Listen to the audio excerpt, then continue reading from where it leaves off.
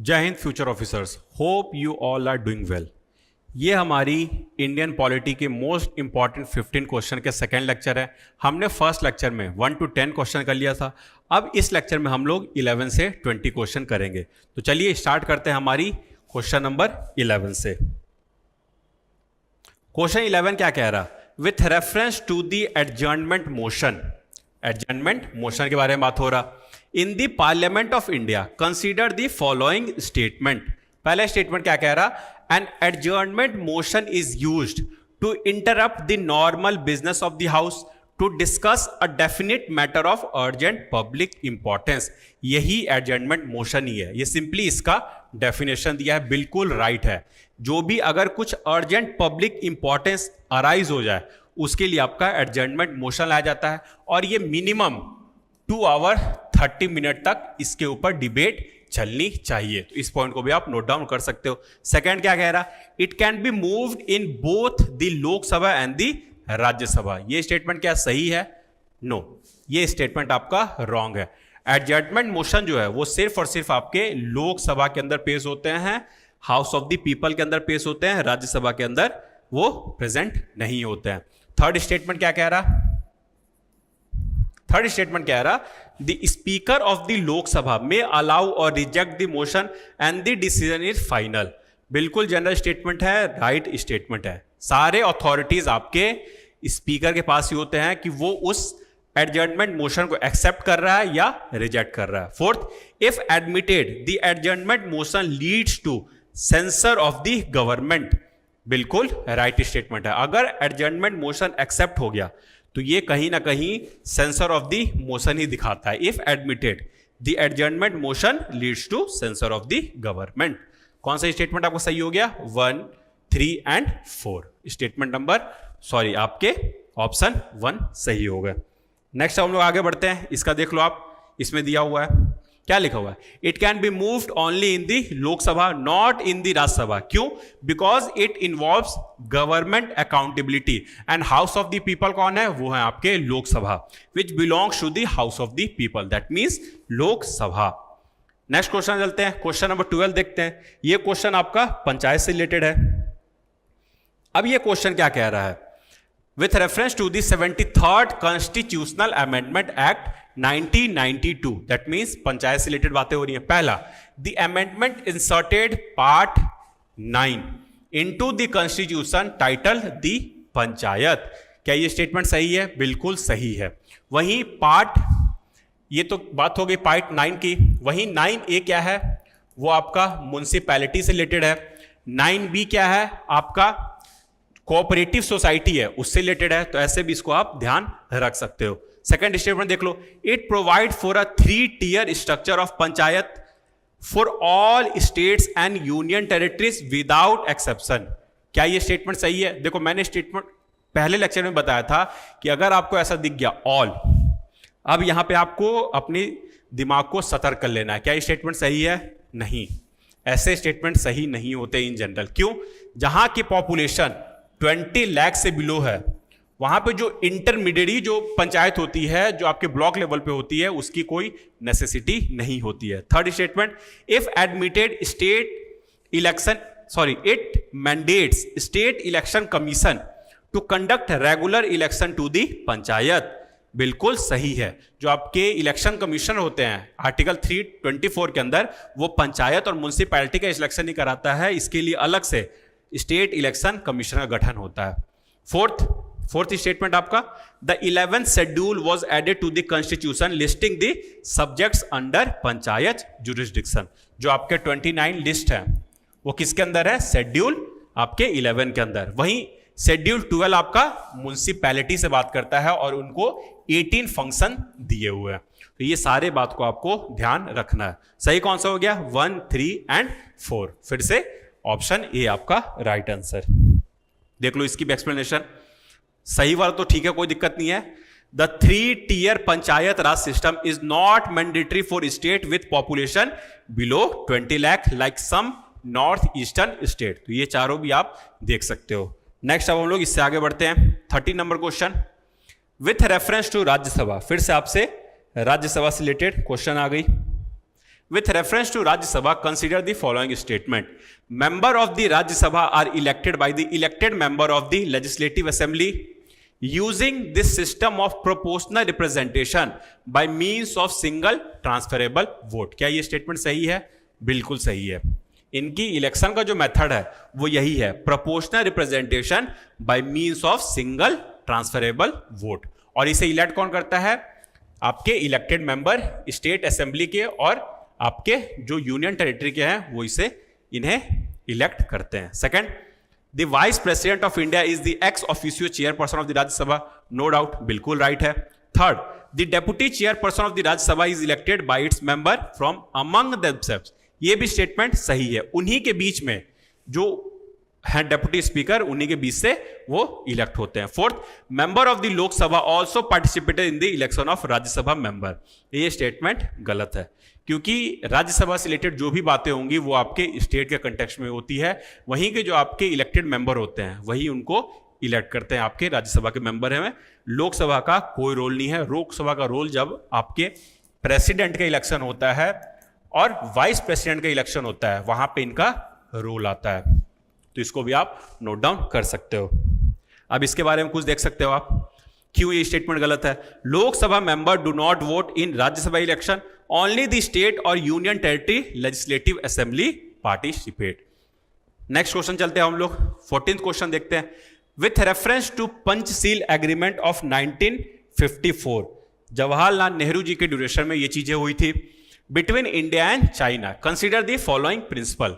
5 principles थे, इनमें से कौन कौन से हैं वो आपको बताना है. पहला, म्यूचुअल नॉन एग्रेशन, बिल्कुल right. Second, non interference in each other internal affairs, बिल्कुल. Third, denuclearisation of South Asia, कोई सेंस नहीं है इस पॉइंट का. Fourth, equality and mutual benefit, बिल्कुल सही. And fifth, peaceful coexistence, बिल्कुल सही. वहीं पे फिफ्थ जो था वो था एक रिस्पेक्ट, नेशनल जो हमारी इंटरनेशनल बॉर्डर है उनसे रिलेटेड. तो सही क्या हो गया? 1 2 4 5. 1 2 4 5. ऑप्शन ए इसका राइट आंसर होगा. देखो कौन कौन था 5. Mutual respect, mutual respect for each other territorial integrity and sovereignty. Second, mutual non aggression. Third, mutual non interference in each other internal affair. Fourth, equality and mutual benefit. And 5, peaceful को existence. वहीं देख लो, D nuclearization ये नहीं था इसका motive. जो 5 आपके पंचशील थे is not part of Panchsheel. ये लेटर ऑन ऐड हुए थे, later global nuclear disarmament efforts like NPT, CTBT, ये इनके थ्रू ये आपके ऐड हुए थे. ठीक है, तो ये आपकी बात हो गई. नेक्स्ट अब क्वेश्चन पे देखते हैं हम लोग. नेक्स्ट क्वेश्चन हमारा क्या है? Next question number 15. ये क्या कह रहा? अब ये कह रहा, which of the above statement reflect the true characteristic of democratic governance. मतलब एक तरह से समझ लो आप, इंडिया के बारे में बात हो रही है कि डेमोक्रेटिक गवर्नेंस के बारे में कुछ दी हुई है. इसे आप हटा सकते हो. ये आपका ऑप्शन 1 है, ये 2 है, 3 एंड 4. अब एक एक करके देखते हैं. A democracy ensures periodic election where the government is accountable to the people. Democracy term का ही मतलब होता है rule framed by the people. तो ये स्टेटमेंट बिल्कुल सही है. सेकंड क्या कह रहा?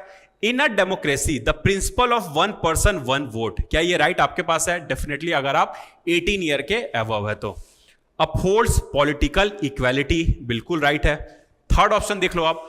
A democratic state derives legitimacy from hereditary succession and divine right. क्या ये इंडिया में होता है कि हेरिडिटरी चलते रहती है? बिल्कुल नहीं, ये स्टेटमेंट आपका गलत स्टेटमेंट है. फोर्थ क्या है? Democracy requires the separation of power and the rule of law to prevent abuse of authority. बिल्कुल, सेपरेशन ऑफ पावर होता है between legislature, executive and judiciary.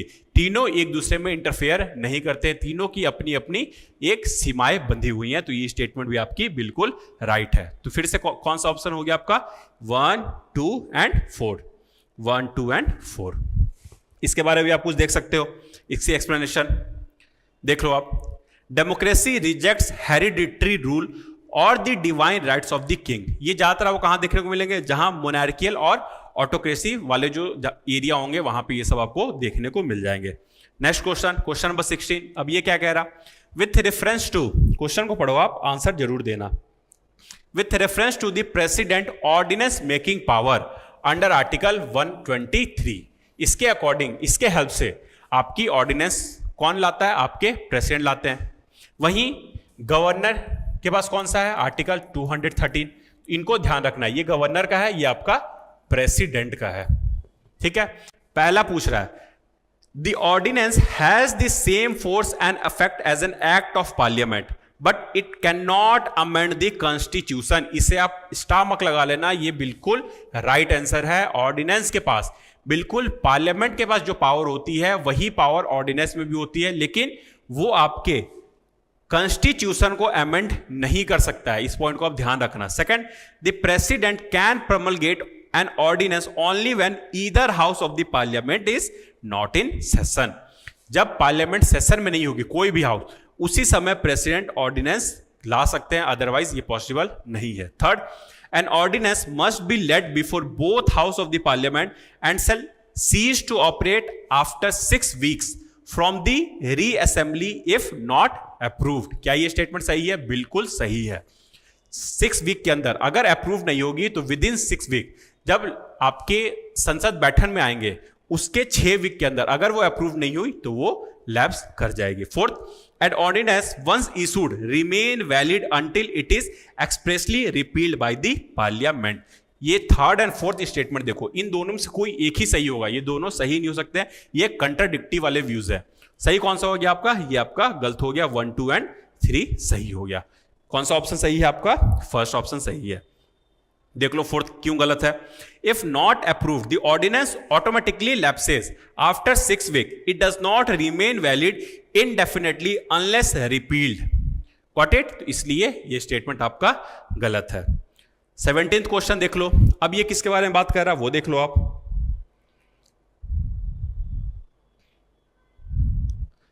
With reference to inter governmental coordination in India, that means inter state council से related बातें हो रही हैं।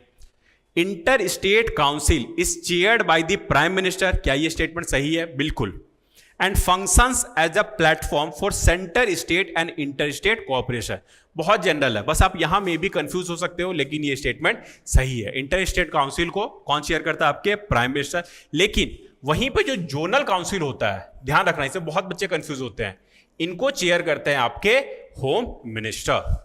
Second, the national security council was created under article 355 of the constitution to deal with external aggression and internal disturbance. क्या ये सही है? No, बिल्कुल रॉन्ग है। जो आपके नेशनल सिक्योरिटी काउंसिल है ये आपके कॉन्स्टिट्यूशनल बॉडीज नहीं है, ये आपके एग्जीक्यूटिव बॉडी है। कौन सा बॉडी है आपका? एग्जीक्यूटिव बॉडी है। और ये किसी भी 355 आर्टिकल से नहीं बना है। आर्टिकल 355 इन जनरल आपका जो प्रेसिडेंट रूल है उससे रिलेटेड ये बातें करता है। Third, zonal council have statutory backing and are advisory in nature. बिल्कुल सही है। जोनल काउंसिल आपके कॉन्स्टिट्यूशन के अंदर नहीं बना है, ये आपके by the act of parliament से बना है, इसलिए स्टैच्यूटरी बॉडी है और ये एक तरह से बस सिर्फ और सिर्फ एडवाइजरी इन नेचर है। कौन सा स्टेटमेंट सही हो गया आपका? 1 एंड 3। कौन सा स्टेटमेंट? 1 एंड 3 सही है, इसलिए ऑप्शन सी सही होगा। देख लो, the national security council is an executive not constitution or statutory body set up in 1998 not under article 355। तो इसको भी आप एक्सप्लेनेशन को देख सकते हो अपने रेफरेंस के लिए। नेक्स्ट क्वेश्चन है क्वेश्चन 18 हमारा। विथ रेफरेंस टू, अब बातें हो रही हैं गवर्नर से रिलेटेड। आपको पता है कि गवर्नर आपके पिछले 4 मंथ से काफी ज्यादा न्यूज में है, इसलिए आर्टिकल 200 जो गवर्नमेंट को डिस्क्रिशनरी पावर देता है ये मोस्ट इंपॉर्टेंट हो जाता है। किस स्टेट के कंटेक्स्ट में है वो भी आपके मोस्ट इंपॉर्टेंट हो जाता है। देखो, हमारा जो क्लास का मोटिव है वो क्या है वो मैं आपको समझा दूं। इस क्लास का मोटिव है रिवीजन। आप डीमोटिवेट बिल्कुल नहीं होना, ये आपकी रिवीजन लेक्चर है। आप बस इस लेक्चर को फॉलो करो, टॉपिक देखो कि मैं कौन कौन से टॉपिक आपको करवा रहा हूं, ये टॉपिक आपके लिए इंपॉर्टेंट हो सकते हैं। ये जो क्वेश्चन फ्रेम है आप एग्जाम में देखोगे कि बस आप क्या करो कि जो भी आप स्टैंडर्ड बुक फॉलो कर रहे हो उसमें इनके बारे में थोड़ा सा डिटेल देख लो, आपकी एक कॉम्प्रिहेंसिव तैयारी हो जाएगी। पॉलिटिक्स रिलेटेड ऑलमोस्ट 17 क्वेश्चन आते हैं, देखना आप थोड़े से एज पे जरूर रहोगे। With reference to constitutional power of the governor and the president of India, दोनों से रिलेटेड बातें कर रहे हैं। The governor can act at his or her discretion in specific matter like reserving a bill for the president consideration and recommending president rule. क्या ये statement सही है? जी हाँ, ये स्टेटमेंट आपका सही है। अंडर आर्टिकल 200 इनके पास डिस्क्रिशनरी पावर है कि ये बिल को रिजर्व कर सकते हैं for the approval by the president. Second, the president can reserve a bill passed by a state legislature for the reconsideration even if it is not forwarded by the governor. बिल्कुल गलत है। जब तक governor नहीं रखेगा, नहीं उन्हें देगा अंडर आर्टिकल 200, तब तक वो कुछ नहीं कर सकते, इसलिए स्टेटमेंट आपका रॉन्ग स्टेटमेंट है। थर्ड क्या है? The governor act as an agent of the centre and therefore can not exercise any discretionary power. Contradictory statement है, ये भी गलत है। डिस्क्रिशनरी पावर होती है अंडर आर्टिकल 163 एंड आर्टिकल 200। ठीक है, आर्टिकल 163 क्या कहता है कि अगर कोई भी मेजॉरिटी में नहीं है तो इनके पास ये राइट है गवर्नर के पास कि वो किन्हीं एक को, किन्हीं पार्टी को वो आपके सीएम घोषित कर सकते हैं उनमें से। तो स्टेटमेंट कौन सही हो गया? फर्स्ट स्टेटमेंट राइट हो गया। अब इनके बारे में देख लो आप। देखो, correct statement, the governor does have discretionary power including reserving a bill for the president, recommending president rule and appointment of CM when no clear majority exists. Statement 2 क्यों इनकरेक्ट है? The president can act only on the governor recommendation. Third देख लो, incorrect. The governor, though a link between the center and the state, does have discretionary power granted by the constitution under article 163 and article 200. इसको भी आप note down कर सकते हो। Next देख सकते हो आप question number 19, with reference to the constitutional power of the governor. फिर गवर्नर से रिलेटेड बातें हो रही हैं। अब इसे आप देख लो एक बार जल्दी से, ये क्वेश्चन अब आपके लिए बहुत इजी हो जाएगा। Under article 200 the governor has description to reserve certain state bill for the consideration of the president rule without any doubt, सही है। Second, the governor is bound to act on the advice of the council of minister in all situation without exception. पीछे आपने देखा था, तो ये statement आपका wrong होगा। Third, the governor can return a non money bill to the state legislature for reconsideration once except when the bill is a money bill. क्या ये स्टेटमेंट सही है? आप मुझे बताओ, आप बताओ। बिल्कुल ये स्टेटमेंट सही है। आप इसका एक्सप्लेनेशन देख सकते हो। 1 and 3 इनकरेक्ट क्यों है? The governor is generally bound by the aid and advice of the council, होता है, of the minister except in specific discretionary matters.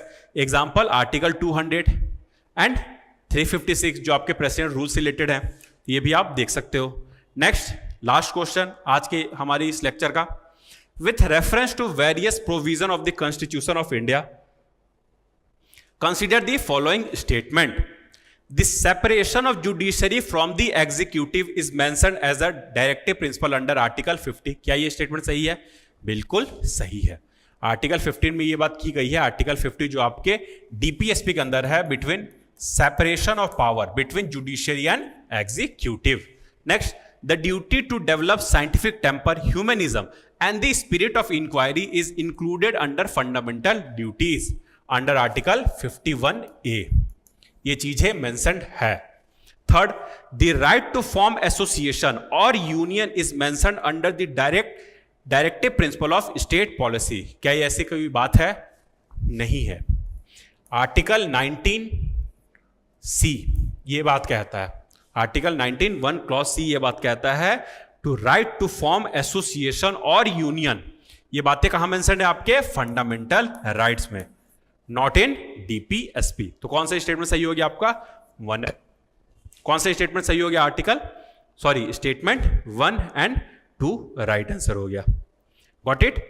तो ये हो गई हमारी सेकेंड लेक्चर की टोटल 10 क्वेश्चन। अब हम लोग मिलेंगे इसके बाद थर्ड लेक्चर में, उसमें हम लोग 21 से लेकर 30 तक क्वेश्चन देखेंगे। और इस 5 लेक्चर को आप जरूर फॉलो करना, देखना आप कहीं ना कहीं थोड़े से एज पे जरूर होगे। तो that's all for today. Have a wonderful day. All the best for your upcoming CAP exam. जय हिंद।